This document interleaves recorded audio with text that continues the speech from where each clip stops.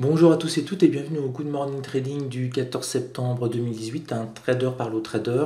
On a pas mal de choses à voir, les marchés bougent pas mal en ce moment. On va tout de suite passer au calendrier, à l'agenda économique du jour. On a deux dates, trois clés.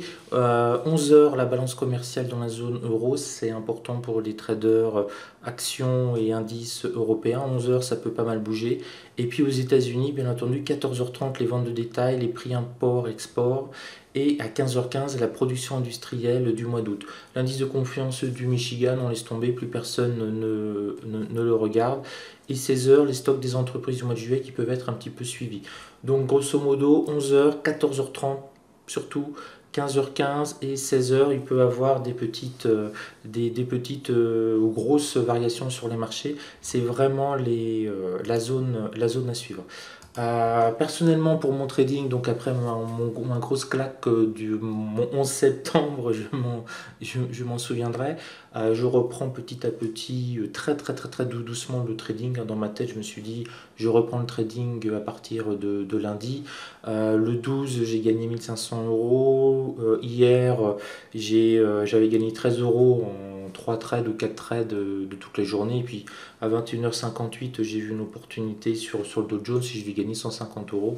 Donc voilà, je ne trade pas particulièrement, je surveille les marchés, je me remets dans le bain, je digère ma grosse claque. Je fais mes étapes de deuil une par une et je ferai une vidéo pour vous parler des 5 étapes du deuil. Et puis lundi, on y retourne hein, et en pleine forme. Voilà, ça c'était une nouvelle personnelle, tout va bien. Sur les marchés, donc on a des marchés qui sont plutôt haussiers, même assez nettement. Hein. Par exemple, sur les indices européens, le CAC 40 est passé largement au-dessus des 5300 points, il côtoie les 5350. Le DAX est passé largement au-dessus des 12 000 points. Là, à l'heure actuelle, il est sur futur à 12 106 au moment où je vous parle. Donc on a une belle dynamique. Alors d'où viennent cette dynamique sur les marchés européens, mais aussi sur les marchés asiatiques et américains? Ça vient des espoirs des négociations commerciales entre les États-Unis et la Chine. Chacun dit que il veut négocier, mais il montre qu'il reste ferme. Hein. Par exemple, jeudi, les États-Unis ont déclaré avoir invité la Chine à reprendre leurs discussions sur le commerce.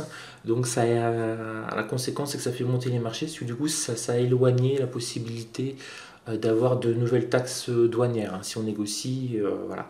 Donc la Chine a répondu qu'elle acceptait, mais qu'elle ne se plierait pas aux exigences des États-Unis, donc elle se montre forte. Et Donald Trump, sur un tweet, dit qu'ils ne sont pas pressés, ils n'étaient pas sous pression pour conclure un accord avec la Chine. Donc chacun reste ferme, mais ils se discutent, mais ils se discutent. Mais ils discutent, et ils se disputent peut-être aussi un peu, mais ça on ne sait pas trop. Ils discutent et donc ça soulage les marchés. Deuxième chose qui soulage les marchés, et notamment tous les marchés émergents, c'était très net, ça a été le rebond de la livre turque.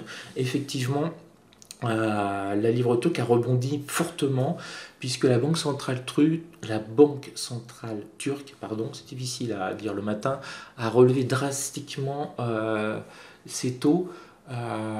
Donc ce qui a fait bondir la livre turque et ça soulage aussi les marchés. Ça montre que le président Erdogan ne contrôle pas la banque centrale turque il a cessé de le dire qu'il refusait que l'on remonte les taux et elle l'a fait. Donc là ça soulage les marchés, ça montre quand même qu'il y a un pilote dans l'avion au niveau de la livre turque et du coup ça faisait pression sur d'autres pays émergents comme l'Argentine, l'Afrique du Sud et tout.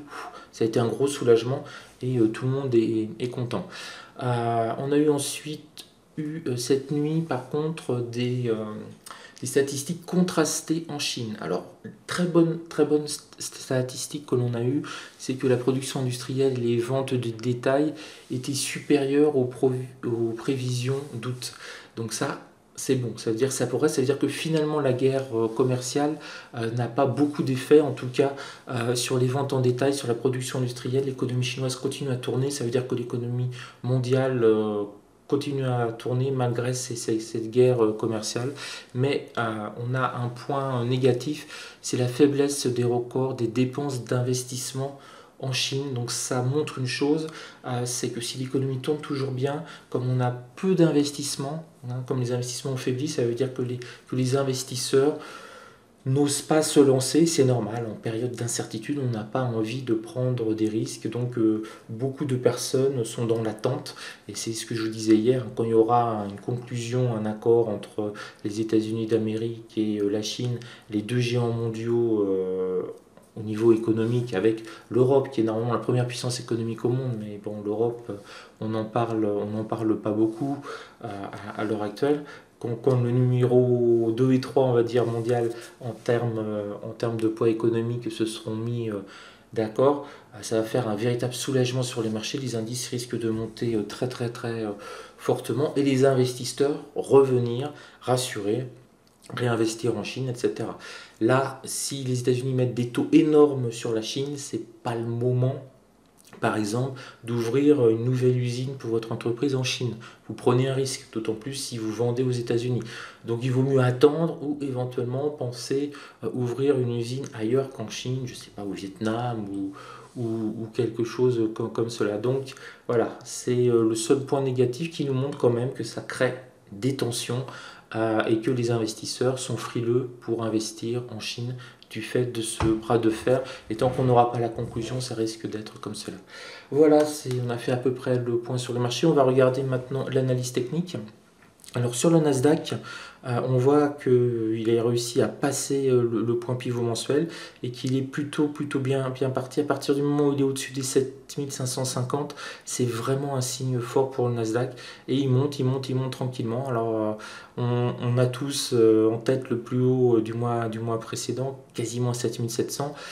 Il y va, a priori, on a des bonnes nouvelles. Le fait que les États-Unis discutent avec la Chine, ça a fait bondir Apple, les actionnaires ont été soulagés. Donc on va peut-être aller chercher les 7600. Sur le Dow Jones 30, que dire? Le roi est là, hein, regardez-le, il monte tout seul, il a cassé le plus haut de la semaine précédente, il a cassé le plus haut du mois précédent, il est sur le plus haut du mois précédent. Lui, il fonce. Et qu'est-ce qui pourrait éventuellement l'arrêter? On a une grosse résistance avec la résistance mensuelle sur les 26 463 qui correspond aux 26 450 il y a aussi cette barrière symbolique des 50. Donc là, on pourrait quand même avoir un point d'arrêt. Mais pour le moment, il est très très très fort. Alors il pourrait y avoir, s'il y a une stagnation, si on hésite vendredi, une partie de ping-pong entre le plus haut du mois précédent et peut-être le plus haut hebdomadaire, qui correspond aussi à la middle R1 mensuelle. Donc si on baisse, un petit reflux, mais à partir de là, il y a une probabilité aussi de rebond. Donc c'est intéressant de les avoir dans deux canaux aussi étroits. Pour le DAX 30, eh ben, il a rejoint son plus bas du mois précédent. C'est pas glorieux hein, de rejoindre le plus bas du mois précédent. C'est un monde qui a quand même une dynamique très très très nette. Là, c'est le contraste. Hein. On voit que le Dow Jones est sur le plus haut du mois précédent, tandis que le DAX arrive péniblement sur le bas du mois précédent. Mais il a l'air de le tenir. Ce qu'il faut, c'est rester au-dessus des 12 100 et vraiment intégrer ce plus bas du mois précédent, le transformer en support pour vraiment avoir une chance d'aller rechercher peut-être les 12 200 mais on voit vraiment que la dynamique sur le DAX est très très très difficile. Il descend extrêmement vite, il y a vraiment des allègements, hein. On vend les actions du DAX et les rebonds sont vraiment très très lents et j'allais dire presque délicats. Bon, mais on ne sait jamais, vous savez, si on a un accord par exemple avec l'Europe, notamment sur l'automobile, il se met à filer.